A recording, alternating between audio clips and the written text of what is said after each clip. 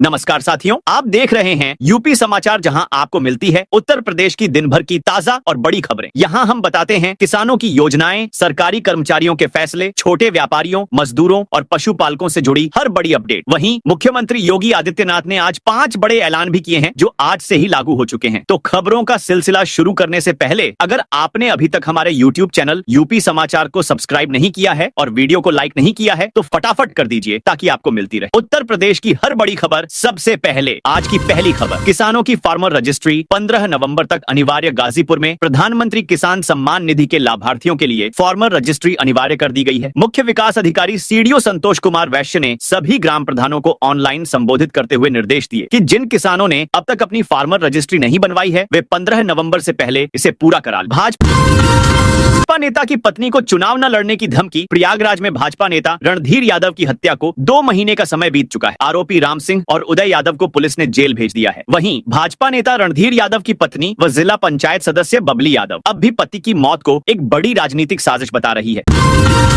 पूर्व सांसद एसटी हसन बोले, हम वंदे मातरम नहीं गाएंगे। राष्ट्रगीत वंदे मातरम को लेकर मुरादाबाद के पूर्व सपा सांसद डॉक्टर एसटी हसन ने विवादित बयान दिया। पूर्व सांसद ने कहा कि मुसलमानों को अल्लाह के अलावा किसी और की इबादत हरगिज मंजूर नहीं है, इसीलिए मुसलमान वंदे मातरम नहीं गाएं। मुरादाबाद में पूर्व सपा सांसद ने कहा, वंदे मातरम को लेकर इतनी पुरानी कंट्रोवर्सी है, ये 100 साल से चली आ रही है। सुप्रीम कोर्ट के आदेश पर जौनपुर प्रशासन सक्रिय हाईवे से पकड़े जाएंगे आवारा पशु कुत्ते। सर्वोच्च न्यायालय के आदेशों के बाद जौनपुर प्रशासन आवारा कुत्तों और पशुओं की समस्या से निपटने के लिए सक्रिय हो गया है। जौनपुर में जिलाधिकारी के निर्देश पर नगर निकाय प्रभारी एडीएम भू राजस्व अजय कुमार अनबष्ट ने शनिवार को जिले के सभी नगर निकायों के अधिशासी अधिकारियों के साथ एक बैठक की। इस बैठक में सुप्रीम कोर्ट के आदेशों के अनुपालन के लिए विस्तृत कार्य योजना पर चर्चा की गई।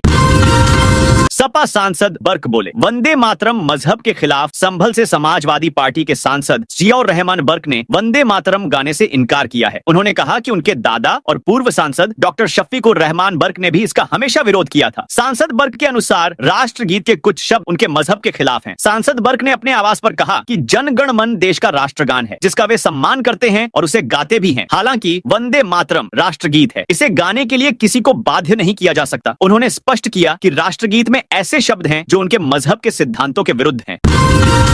मऊ में 20 अवैध लाउडस्पीकर किए जब्त। उत्तर प्रदेश के मऊ जिले में ध्वनि प्रदूषण विनियमन एवं नियंत्रण नियम 2000 के तहत एक विशेष अभियान शुरू किया गया। यह कार्रवाई न्यायालय के निर्देशों के अनुपालन में पुलिस और प्रशासन की संयुक्त टीम द्वारा की जा रही है। 3 दिवसीय इस अभियान के पहले दिन जिले भर के सार्वजनिक और धार्मिक स्थलों पर लगे लाउडस्पीकरों तथा ध्वनि विस्तारक यंत्रों की जाँच की गई। कुल 234 लाउडस्पीकरों का परीक्षण किया गया, जिनमें से 55 मानक के विपरीत पाए गए। सुल्तानपुर में कांग्रेस की बैठक में लिया गया बड़ा फैसला। सुल्तानपुर में कांग्रेस की मासिक बैठक संपन्न हुई, जिसमें पार्टी के जिला व ब्लॉक कमेटी के पदाधिकारी शामिल हुए। जिलाध्यक्ष अभिषेक सिंह राणा ने पदाधिकारियों को चुनाव आयोग द्वारा शुरू किए गए एसआईआर पर गंभीरता से नजर रखने और अपने दायित्वों का ईमानदारी से निर्वहन करने का निर्देश दिया। वाराणसी दाल मंडी की दुकानों पर चला पीडब्ल्यूडी का हथौड़ा। वाराणसी के चौक मार्ग से होते हुए दाल मंडी बाजार में पीडब्ल्यूडी की तरफ से ध्वस्तीकरण की कार्रवाई फिर शुरू हो गई। भारी संख्या में पुलिस फोर्स की मौजूदगी के बीच 2 दुकान पर प्रशासन का हथौड़ा चला। ड्रिलिंग मशीन के साथ दुकान को तोड़ने का कार्य किया गया। मकान मालिक को मुआवजा भी दिया जा चुका था। 150 पुलिसकर्मी और आरएफ कंपनी की मौजूदगी में ड्रोन कैमरे के साथ एक दुकान पर पीडब्ल्यूडी का जमकर हथौड़ा चला। एसआईआर को लेकर यूपी के 21 जिलों को डीएम को दी कड़ी चेतावनी। यूपी में मुख्य निर्वाचन अधिकारी नवदीप रिणवा ने मतदाता सूची विशेष सघन पुनरीक्षण में मतदाताओं को गणना प्रपत्र बांटने में लेट लतीफी पर 21 जिलों के डीएम को कड़ी चेतावनी दी है। उन्होंने निर्देश दिए कि सभी जिले 15 नवंबर तक मतदाताओं को गणना प्रपत्र हर हाल में बांटे। वर्ष 2003 की मतदाता सूची में जिनके नाम है उनकी वर्तमान सूची के साथ मिलान का काम 2 दिनों में पूरा किया जाए। वाराणसी में प्रधानमंत्री को मीनाकारी की वंदे भारत का गिफ्ट। वाराणसी पहुंचे प्रधानमंत्री नरेंद्र मोदी ने अपने दौरे के दूसरे दिन 4 वंदे भारत ट्रेनों को हरी झंडी दिखाई। इसमें वाराणसी की 8वीं वंदे भारत एक्सप्रेस ट्रेन भी शामिल है, जो बनारस से खजुराहो तक चलेगी। कार्यक्रम में प्रधानमंत्री का स्वागत सीएम योगी आदित्यनाथ ने मीनाकारी की वंदे भारत ट्रेन भेंट में दी। 4 किलो वजन की यह ट्रेन अपने आप में अद्भुत है। वाराणसी में मीनाकारी मुगलों के जमाने से आई, लेकिन वक्त के साथ इसके कारीगरों ने इस काम को बंद कर दिया। लखनऊ विकास प्राधिकरण ने अवैध निर्माण किए सील। लखनऊ विकास प्राधिकरण का अवैध निर्माण के खिलाफ अभियान लगातार जारी है। उपाध्यक्ष प्रथमेश कुमार की चेतावनी के बाद अवैध निर्माण करने वालों पर गाज गिरी। ईलड़िए की प्रवर्तन टीम ने ताबड़तोड़ कार्रवाई करते हुए 20 अवैध निर्माण सील किए। इसमें महानगर में नियमों को ताक पर रखकर बन रहा खुर्रम बिल्डर का अवैध अपार्टमेंट भी शामिल है। हरियाणा में धीरेन्द्र शास्त्री की पदयात्रा पहले दिन 10 किलोमीटर चली। बागेश्वर धाम प्रमुख धीरेन्द्र कृष्ण शास्त्री की सनातन एकता पदयात्रा हरियाणा के फरीदाबाद में पहले दिन करीब 10 किलोमीटर चली। अब यात्रा रात्रि ठहराव के लिए NIT क्षेत्र के दशहरा ग्राउंड में रुकी है। कार्यक्रम में बड़खल से भाजपा विधायक धनेश अदलखा मेरी झोपड़ी के भाग आज खुल जाएंगे, राम आएंगे भजन पर झूमे। पुलिस की रडार पर पंचायत चुनाव के 35,569 पूर्व प्रत्याशी। पंचायत चुनाव की दस्तक से ही गांवों की राजनीतिक सरगर्मियां बढ़ गई। ऐसे में गांवों में पार्टीबंदी और विवाद भी बढ़ रहे हैं। इन सभी के पीछे चुनाव की तैयारियां ही कारण मानी जा रही हैं। जो दावेदार हैं वहीं विवाद की आड़ में अपना चुनावी मैदान तैयार करने में जुटे हैं। उन पर तो पुलिस की निगाह है ही। वर्ष 2021 का चुनाव लड़ चुके सभी 35,569 पूर्व प्रत्याशियों को पुलिस ने रडार पर ले लिया है। इसके अतिरिक्त जो अन्य तैयारी कर रहे हैं पुलिस उनकी भी कुंडली बना रही है ताकि चुनाव से पहले माहौल बिगाड़ने वालों पर लगाम लगाई जा सके। SIR को लेकर बड़ा अपडेट। माता पिता के अलावा इन लोगों का ब्यौरा होगा। मान्य मतदाता सूची के विशेष सघन पुनरीक्षण SIR को लेकर एक बड़ा अपडेट सामने आया है। SIR के दौरान व्यक्ति के माता पिता, बाबा दादी और नाना नानी का ब्यौरा ही मान्य होगा। अगर वर्ष 2003 की मतदाता सूची में व्यक्ति का नाम है तो उसे गणना फॉर्म पर व्यक्तिगत जानकारी और विधानसभा इत्यादि की जानकारी देनी होगी और इसके बाद उससे कोई दस्तावेज नहीं लिया जाएगा। वहीं गणना फॉर्म में एक कॉलम ये भी है कि अगर 2003 की मतदाता सूची में उसका नाम नहीं है लेकिन सगे संबंधी का नाम है तो उसका ब्यौरा दिया जा सकता है। बाद में आयोग सुनवाई के दौरान उस संबंधी से अपना रिश्ता साबित करने के लिए दस्तावेज देना होगा। सभी BLO को निर्देश दिए गए हैं कि फॉर्म वितरित करते समय इसकी ढंग से जानकारी दें। दरअसल पश्चिम बंगाल में रक्त संबंधियों में चाचा और ताऊ को शामिल करने की मांग की जा रही है। दिल्ली देहरादून एक्सप्रेसवे की सर्विस लेन निर्माण में गाजियाबाद का एक घर बना अड़ंगा। दिल्ली देहरादून एक्सप्रेसवे की सर्विस लेन बनाने की अड़चनें दूर नहीं हो रही हैं। गाजियाबाद के मंडोला में एक घर के कानूनी विवाद के चलते करीब 50 मीटर लंबी सर्विस लेन का निर्माण रुका हुआ है। National highway authority of India को अदालत से जल्दी इस मामले के निपटने की उम्मीद है। वाराणसी में अग्निवीर भर्ती रैली। पहले दिन लिपिक और ट्रेडमैन अभ्यर्थियों की परीक्षा यूपी के वाराणसी में छावनी स्थित सेना भर्ती कार्यालय के रणबांकुरे मैदान। शनिवार अलसुबह अग्निवीर भर्ती के तहत पहले दिन लिपिक और ट्रेडमैन पदों के लिए रैली हुई। कुल 12 जनपदों आजमगढ़, बलिया, चंदौली, देवरिया, गाजीपुर, गोरखपुर, जौनपुर, मऊ, मिर्जापुर, भदोही, सोनभद्र और वाराणसी से 1028 अभ्यर्थियों को बुलाया गया था। प्रधानी चुनाव से पहले पंचायतों को योगी सरकार देने जा रही बड़ा अधिकार। यूपी पंचायत चुनाव से पहले योगी सरकार पंचायतों को बड़ा अधिकार देने जा रही है। उत्तर प्रदेश की ग्राम पंचायतों को भी आधार बनाने का अधिकार मिलेगा। इसकी तैयारी शुरू हो गई है। ग्राम पंचायतों में नया आधार बनाने तथा बायोमीट्रिक अपडेट कराने की सुविधा होगी। पहले चरण में 57,000 से अधिक ग्राम पंचायतों में से करीब 2,500 को यह अधिकार दिया जाएगा। लखनऊ की 97 ग्राम पंचायतों का नाम प्रस्तावित किया गया है। भारतीय विशिष्ट पहचान प्राधिकरण UIDAI ने पंचायत विभाग को रजिस्ट्रेशन का अधिकार दे दिया। 1000 पंचायत कर्मियों के पहले बैच का प्रशिक्षण शुरू हो गया है। प्रतापगढ़ में गैंगस्टर के घर कई बोरियों में मिली नोटों की गड्डियां। उत्तर प्रदेश के प्रतापगढ़ कुंडा में मानिकपुर में शनिवार सुबह पुलिस और नारकोटिक्स की टीम ने एक गैंगस्टर के घर छापेमारी की। बोरियों में नोट के साथ ही नशीला पदार्थ मिला। स्थिति ये हुई कि कई बोरियों बॉक्स में भरे नोटों की गिनती के लिए मशीन मंगानी पड़ी। मशीन से देर रात तक नोटों की गिनती चलती रही।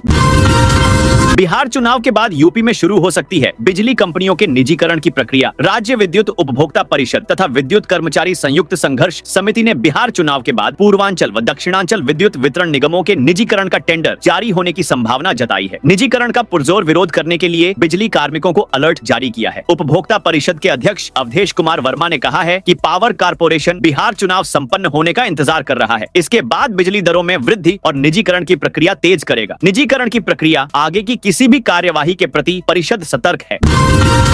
डिप्टी CM ब्रजेश पाठक ने दी बड़ी राहत। नर्सों की गृह जनपद में हो सकेगी तैनाती। उत्तर प्रदेश के उप मुख्यमंत्री ब्रजेश पाठक ने नर्सों को बड़ी राहत दी है। नर्सेज संघ लंबे समय से गृह जिले में तैनाती की मांग को उन्होंने स्वीकार करने के साथ प्रस्ताव मांगा है, जिसे स्वास्थ्य महानिदेशालय तैयार करने में लग गया है। उप मुख्यमंत्री ब्रजेश पाठक ने कहा कि नर्सों की तैनाती उनके गृह जिले में किए जाने का प्रस्ताव तैयार कराया जा रहा है। उन्होंने कहा कि मरीजों की जिंदगी बचाने में डॉक्टरों की तरह नर्सों की भूमिका भी अहम है। डॉक्टरों से अधिक नर्सें ही मरीज की देखभाल करती हैं। ICU वेंटिलेटर के मरीजों की सेवा में नर्सें 24 घंटे जुटी रहती हैं।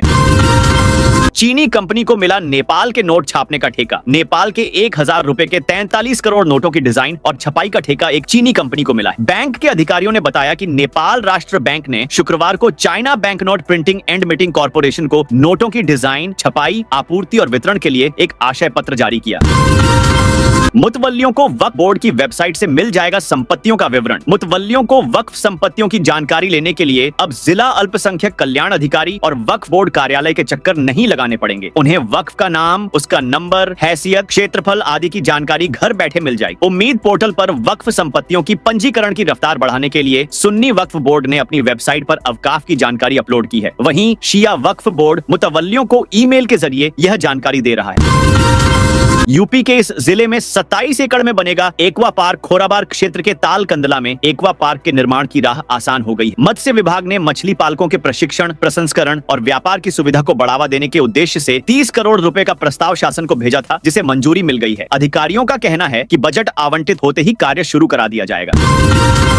यूपी के इस जिले में 442 हेक्टेयर जमीन पर बनेगी टाउनशिप। रायपुर और रहनकला में 442 हेक्टेयर में बनने वाली टाउनशिप के लिए एडीए ने भूमि पर भौतिक कब्जा लेना शुरू कर दिया है। टाउनशिप गंगापुरम व नर्मदापुरम और योजना की 45 मीटर रोड की 40 हेक्टेयर भूमि पर कब्जा लिया गया। शुक्रवार को एडीए ने 100 हेक्टेयर भूमि पर कब्जा प्राप्त किया था। 2 दिनों में एडीए 140 हेक्टेयर भूमि पर भौतिक कब्जा ले चुका है। मतदाता सूची पुनरीक्षण में अनियमितता पर इंडिया गठबंधन की बैठक। भदोही में इंडिया गठबंधन के घटक दलों की एक महत्वपूर्ण बैठक समाजवादी पार्टी के जिला कार्यालय में आयोजित की गई। बैठक का मुख्य विषय था मतदाता सूची के विशेष गहन पुनरीक्षण में हो रही अनियमितताएं और पात्र मतदाताओं के नाम हटाए जाने से जुड़ी बढ़ती शिकायतें। बैठक की अध्यक्षता कम्युनिस्ट पार्टी के वरिष्ठ नेता इंद्रदेव पाल ने। देवरिया में 76 चालान वाहनों का चालान। देवरिया में सड़क सुरक्षा और यातायात अनुशासन सुनिश्चित करने के लिए पुलिस विभाग ने यातायात माह के तहत एक व्यापक अभियान चलाया। शनिवार को हुए इस अभियान में 76 वाहनों का ई चालान किया गया और 3 वाहनों को जब्त किया। यातायात प्रभारी गुलाब सिंह के नेतृत्व में चलाए गए इस अभियान के दौरान स्कूलों में यातायात पाठशाला का आयोजन कर छात्रों को नियमों की जानकारी दी गई। इसके अतिरिक्त सड़क पर अतिक्रमण करने वाले दुकानदारों को भी हटाया गया और यातायात नियमों का उल्लंघन करने वाले वाहन चालकों के खिलाफ सख्त कार्रवाई की गई। फर्जी डिग्री घोटाले में लखनऊ ईडी की कार्रवाई। लखनऊ में मोनाड यूनिवर्सिटी से जुड़े फर्जी डिग्री घोटाले की जांच कर रही प्रवर्तन निदेशालय ने धन शोधन निवारण अधिनियम 2002 के तहत बड़ी कार्रवाई की है। ईडी ने 6 नवंबर 2025 को उत्तर प्रदेश, दिल्ली और हरियाणा में 15 ठिकानों पर एक साथ छापेमारी की, जिसमें बड़ी मात्रा में नकदी, दस्तावेज और इलेक्ट्रॉनिक साक्ष्य बरामद किए गए हैं। आगरा में किसान नेता एसडीएम के बीच नोकझोंक। आगरा में किसान नेता मुकेश डांगुर शनिवार सुबह अपनी फसल लेकर फतेहपुर सीकरी मंडी में आत्मदाह करने जा रहे थे। इससे पहले ही पुलिस ने उन्हें हिरासत में लेकर घर पर नजरबंद कर दिया। बाद में पुलिस प्रशासन उन्हें लेकर किरावली तहसील पहुंचा। वहां मुकेश डांगुर और एसडीएम के बीच तीखी बहस हुई। इस घटना का एक वीडियो भी सामने आया है, जिसमें गुस्साए किसान नेता मुकेश डांगुर कहते, दिख रहे हैं मैडम, आप झूठ बोल रही हैं। महोबा पहुंची वाराणसी खजुराहो वंदे भारत एक्सप्रेस। प्रधानमंत्री नरेंद्र मोदी द्वारा वाराणसी से हरी झंडी दिखाकर रवाना की गई वंदे भारत एक्सप्रेस ट्रेन शनिवार को महोबा जंक्शन पहुंची। यहां लोगों ने ट्रेन का भव्य स्वागत किया। स्टेशन को फूल मालाओं और आकर्षक सजावट से सुसज्जित किया गया था। स्कूली छात्र छात्राओं और स्थानीय कलाकारों ने बुंदेली संस्कृति से जुड़े गीतों और नृत्यों का मनमोहक प्रदर्शन कर यात्रियों का स्वागत किया। स्टेशन पर भारत माता की जय, वंदे मातरम और नरेंद्र मोदी जिंदाबाद के नारे गूंज उठे। खजुराहो सांसद बीडी शर्मा और एमएलसी जितेंद्र सिंह सेंगर ने हरी झंडी दिखाकर ट्रेन को आगे रवाना। अगर आपको यह खबर अच्छी लगी हो तो वीडियो को लाइक जरूर करें, ताकि हमें और बेहतर खबरें लाने का हौसला मिले। आपका एक लाइक हमें और प्रेरित करता है। यूपी की ताजा खबरों के लिए लाइक और सपोर्ट जरूर करें। कानपुर के गणपति कॉम्प्लेक्स में भीषण आग। कानपुर के कल्याणपुर मार्केट स्थित गणपति कॉम्प्लेक्स में शनिवार को भीषण आग लग गई। शॉर्ट सर्किट से लगी इस आग ने कुछ ही देर में विकराल रूप ले लिया और बेसमेंट में बनी 6 दुकानों को अपनी चपेट में ले लिया। आग की लपटें इतनी तेज थीं कि 3 दुकानों में रखा करीब 1 करोड़ रुपए का माल जलकर राख हो। सूचना मिलने पर पुलिस और फायर ब्रिगेड की टीम मौके पर पहुंची। हालांकि दमक्कल की गाड़ियां लगभग 40 मिनट की देरी से पहुंची। टीम ने करीब 1 घंटे की मशक्कत के बाद आग पर काबू पाया, लेकिन तब तक अधिकांश दुकानों का सामान जल चुका था। ताजमहल में फिर पहुंचा ट्राइपॉड। आगरा में ताजमहल की सुरक्षा में लगातार सेंध लग रही है। शनिवार को स्मारक के प्रतिबंधित दायरे में 2 पर्यटक ट्राइपॉड के साथ देखे गए। पर्यटक ट्राइपॉड पर मोबाइल लगाकर फोटो खींच रहे थे। पर्यटकों को न तो भारतीय पुरातत्व सर्वेक्षण के कर्मियों ने रोका और न ही केंद्रीय औद्योगिक सुरक्षा बल CISF के जवानों ने ध्यान दिया। ताजमहल में ट्राइपॉड ही नहीं, खाने का सामान भी ले जाना प्रतिबंधित है। पर्यटक अपने साथ पानी की बोतल ले जा सकते हैं। फिल्म की शूटिंग के दौरान भी उसी सामान को स्मारक में ले जाने दिया जाता है जिसकी अनुमति होती है। गाजियाबाद में हर बूथ तक अभियान चलाएगी भाजपा द्वारा। मुरादनगर विधानसभा क्षेत्र में कनक फार्म गोविंदपुरम में मतदाता सूची गहन पुनरीक्षण SIR अभियान को मजबूत और लक्ष्य केंद्रित बनाने के लिए एक विशेष संगठनात्मक कार्यशाला आयोजित की गई। कार्यशाला में बूथ स्तर पर सक्रियता, वोटर कनेक्ट, दस्तावेजी प्रक्रिया की एकरूपता तथा घर घर संवाद के विस्तृत मॉडल पर चर्चा हुई। डीएम ने मेडिकल कॉलेज और जिला अस्पताल का निरीक्षण किया। सोनभद्र जिलाधिकारी BN सिंह ने शनिवार को मेडिकल कॉलेज और जिला चिकित्सालय का आकस्मिक निरीक्षण किया। इस दौरान उन्होंने नेत्र विभाग, महिला एवं प्रसूति विभाग, NRC, SNCU, emergency trauma centre, blood bank, सामान्य वार्ड और वन स्टॉप सेंटर का जायजा लिया। निरीक्षण के समय प्राचार्य डॉक्टर SK सिंह और मुख्य चिकित्सा अधीक्षक उपस्थित रहे।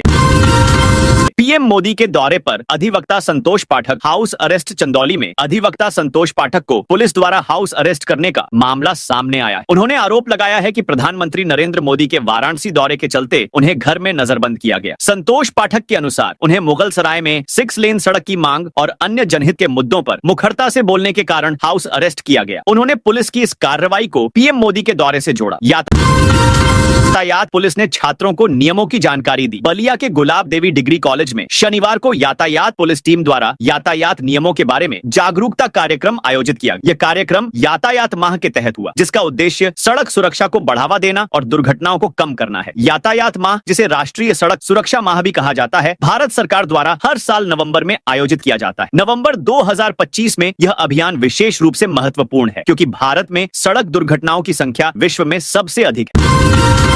झांसी से दिल्ली के लिए एक भी ट्रेन खाली नहीं। झांसी से दिल्ली के लिए हर दिन 50 ट्रेनें हैं, लेकिन हैरान करने वाली बात यह है कि इन ट्रेनों में एक भी सीट खाली नहीं है। मेल, एक्सप्रेस और सुपरफास्ट ट्रेनों में 40 तक वेटिंग आ रही है। अब अगर फिर भी कोई यात्रा करना चाहता है तो एकमात्र विकल्प वंदे भारत और शताब्दी एक्सप्रेस जैसी ट्रेनें हैं। हालांकि वंदे भारत एक्सप्रेस में भी वेटिंग 2 अंक में आ रही है। 17 से 22 नवंबर तक CSA सिखाएगा मशरूम उत्पादन। चंद्रशेखर आजाद कृषि एवं प्रौद्योगिकी विश्वविद्यालय CSA के पादप रोग विज्ञान विभाग में 6 दिवसीय मशरूम उत्पादन प्रशिक्षण 17 से 22 नवंबर तक आयोजित किया जाएगा। HOD डॉक्टर मुकेश श्रीवास्तव ने बताया कि प्रशिक्षण में किसान, विद्यार्थी, उद्यमी कोई भी प्रतिभा कर प्रशिक्षण प्राप्त कर सकता है। रजिस्ट्रेशन शुरू है। राकेश टिकैत ने चुनाव में वोट चोरी का आरोप लगाया। भारतीय किसान यूनियन के राष्ट्रीय प्रवक्ता राकेश टिकैत ने केंद्र सरकार पर निशाना साधा है। उन्होंने बिहार विधानसभा चुनाव में वोट चोरी का आरोप लगाया और गन्ने के मूल्य में 50 रुपए प्रति क्विंटल की वृद्धि की मांग की। टिकैत बागपत में एक वैवाहिक कार्यक्रम में शामिल होने पहुंचे। टिकैत ने बिहार चुनाव में बड़ी बेईमानी होने का दावा किया। उन्होंने कहा कि चुनाव में पोलिंग बूथ नदी के दूसरी तरफ बनाए गए थे। आरोप है कि सरकारी नावों का इस्तेमाल अपने लोगों के लिए किया गया, जबकि मतदाताओं को निजी नावों का उपयोग करने की भी अनुमति नहीं दी गई।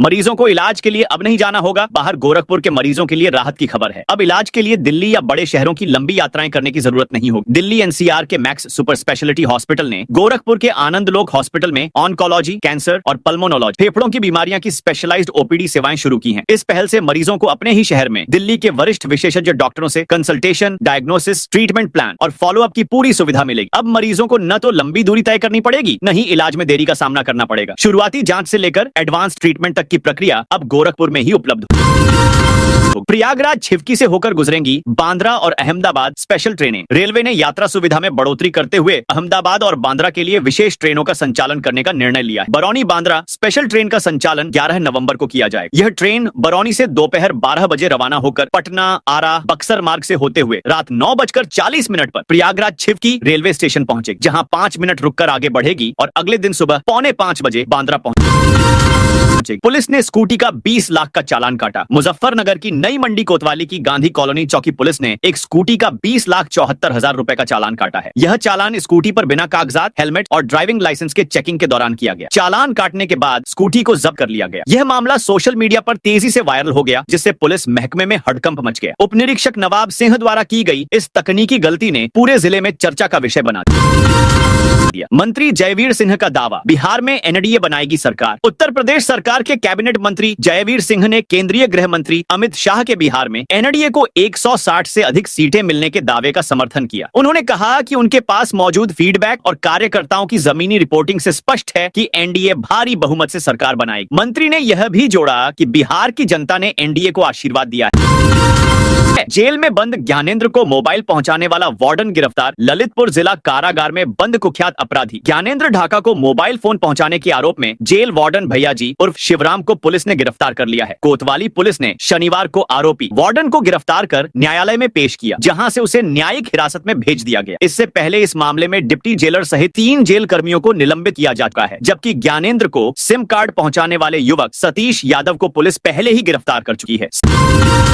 संत रविदास प्रतिमा क्षतिग्रस्त करने वाले 2 आरोपी गिरफ्तार। महोबा पुलिस ने संत शिरोमणि रविदास की प्रतिमा क्षतिग्रस्त करने के मामले में 2 आरोपियों को गिरफ्तार किया है। एसओजी और थाना श्रीनगर की संयुक्त टीम ने इन्हें सूरा चौकी के पास बन रहे नए हाईवे के अधिनिर्मित पुल से पकड़ा। गिरफ्तार आरोपियों की पहचान सिझरी निवासी निखिल राजपूत पुत्र मनोज कुमार और ब्रजेंद्र रैकवार पुत्र मोतीलाल के रूप में हुई। पुलिस ने उनके पास से घटना में इस्तेमाल किया गया मैसी कंपनी का ट्रैक्टर और कल्टीवेटर बरामद किया। मेरठ में आवास विकास की दीवार पर बना अवैध कॉम्प्लेक्स मेरठ के शास्त्री नगर में एक और अवैध कॉम्प्लेक्स बनकर तैयार होने लग रहा है। इसको लेकर चाणक्यपुरी रेजिडेंट्स वेलफेयर सोसाइटी में रहने वाले 140 परिवारों ने शिकायत भी की है। खास बात यह है कि इस कॉम्प्लेक्स का निर्माण पूर्व सांसद के आवास के पीछे ही किया जा रहा है।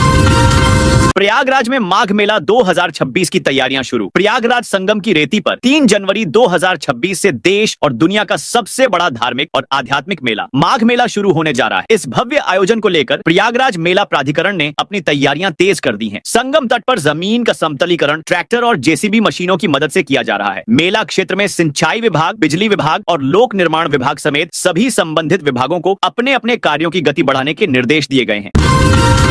अलीगढ़ में चहरले अवैध ई रिक्शा किए जब्त। अलीगढ़ में बगैर अनुमति के चल रहे ई रिक्शा के खिलाफ शनिवार को अभियान चलाया। नगर निगम और यातायात पुलिस ने संयुक्त रूप से रेलवे स्टेशन और इसके आसपास के क्षेत्र में अभियान चलाया और यहां चलने वाले ई रिक्शा के रूट दस्तावेजों की जांच की। इस दौरान बड़ी संख्या में अवैध रूप से चल रहे ई रिक्शा मिले, जिसके बाद अधिकारियों ने तत्काल कार्रवाई करते हुए ई रिक्शा को जब्त कर लिया है और आरोपी संचालकों के खिलाफ जुर्माने की कार्रवाई की है। यातायात माह के तहत शहर को जाम से मुक्त कराने के लिए लगातार अभियान चलाया जा रहा है। बहराइच के भरतापुर में 118 परिवारों के लिए जमीन स्वीकृत। बहराइच जिले के कतरनिया घाट वन्य जीव प्रभाग के ट्रांस गेरुआ में स्थित भरतापुर गांव के 118 परिवारों के विस्थापन की प्रक्रिया तेज हो गई है। इन परिवारों के पुनर्वास के लिए सेमरहना गांव में जमीन चिन्हित की गई है। जिलाधिकारी अक्षय त्रिपाठी ने मुख्य विकास अधिकारी मुकेश चंद्र के साथ शनिवार को मौके पर पहुंचकर पुनर्वास कार्यों की समीक्षा की। इस कदम से विस्थापित होने वाले परिवारों को जल्द ही नया आशियाना मिलने की उम्मीद है। अयोध्या मेडिकल कॉलेज में छात्रों कर्मचारियों को मिलेगी अनोखी सजा। अयोध्या के राजर्षि दशरथ मेडिकल कॉलेज में अनुशासन बनाए रखने के लिए एक अनोखी पहल की गई है। यहाँ अब गलती करने वाले छात्र या कर्मचारी को डांट या निलंबन जैसी सजा नहीं मिलेगी, बल्कि उन्हें राम नाम लिखने की सजा दी जाएगी। कॉलेज के प्राचार्य सत्यजीत वर्मा ने बताया, गलती की गंभीरता के अनुसार राम नाम लिखने की संख्या तय की गई है। किसी को 11,000 बार तो किसी को 51,000 बार तक यह नाम लिखना होगा। इसके लिए ऑनलाइन मार्केट से विशेष कॉपियां मंगाई गई हैं। इससे प्रक्रिया व्यवस्थित रूप से पूरी हो सके। अब तक इस सजा कॉलेज में 4 से 5 छात्र और कर्मचारी का पालन कर चुके हैं। शाहजहांपुर में पुलिस ने तमंचे की फैक्ट्री पकड़ी। शाहजहांपुर पुलिस ने अवैध तमंचे बनाने वाली एक फैक्ट्री का भंडाफोड़ किया। पुलिस ने मौके से एक आरोपी को गिरफ्तार किया। यह कार्रवाई बरेली सीतापुर हाईवे पर गौशाला के पास चौक कोतवाली पुलिस ने मुखबिर की सूचना पर की। गिरफ्तार आरोपी की पहचान कांठ थाना क्षेत्र के पर्वतपुर निवासी जालिम सिंह के रूप में हुई है। पुलिस ने मौके से भारी मात्रा में बने और अधबने तमंचे बनाने के उपकरण और नकदी बरामद की है। बरामद सामग्री से करीब 12 से 13 तमंचे तैयार किए जा सकते हैं। मुरादाबाद के हिंदू कॉलेज में बिना यूनिफॉर्म आईडी कार्ड प्रवेश बंद। मुरादाबाद हिंदू कॉलेज मुरादाबाद में ड्रेस कोड को लेकर हुए हालिया विवाद के बाद कॉलेज प्रशासन ने कड़ा रुख अपनाया है। अब कॉलेज परिसर में बिना यूनिफॉर्म और पहचान पत्र के किसी भी छात्र को प्रवेश नहीं दिया जाएगा। प्रशासन ने अनुशासन और सुरक्षा सुनिश्चित करने के लिए यह कदम उठाया है। कॉलेज के प्रोफेसर जी के शर्मा ने बताया कि कॉलेज में ड्रेस कोड पहले से अनिवार्य था, लेकिन कई छात्र इसका पालन नहीं कर रहे थे। हाल ही में बाहरी छात्रों के कॉलेज में घुसने और मारपीट की घटनाओं के बाद प्रशासन ने यूनिफॉर्म और आईडी कार्ड को अनिवार्य कर दिया है। पुलिस पुलिस तक पहुंचा यूट्यूबर वंशिका का मामला। यूपी के हापुड़ में यूट्यूबर वंशिका और उसकी मां के बीच मारपीट और गाली गलौज का वीडियो सोशल मीडिया पर वायरल होने के बाद मामला कोतवाली हापुड़ नगर में पहुंच गया। कोतवाली पुलिस ने करीब 1 घंटे तक दोनों को बुलाकर वार्ता कराई। दोनों ने एक दूसरे पर गंभीर आरोप लगाए। दोनों के बीच नोकझोंक भी हुई। पुलिस के काफी समझाने पर भी दोनों नहीं मानी और वापस लौट गई। वंशिका ने उस पर मां द्वारा लगाए गए सभी आरोपों को निराधार बताया। वहीं मां ने अपनी जान का खतरा बताया है। पुलिस मामले की जांच कर रही है। तो दोस्तों, यह थी आज उत्तर प्रदेश के सभी जिलों की दिन भर की ताजा और बड़ी खबरें।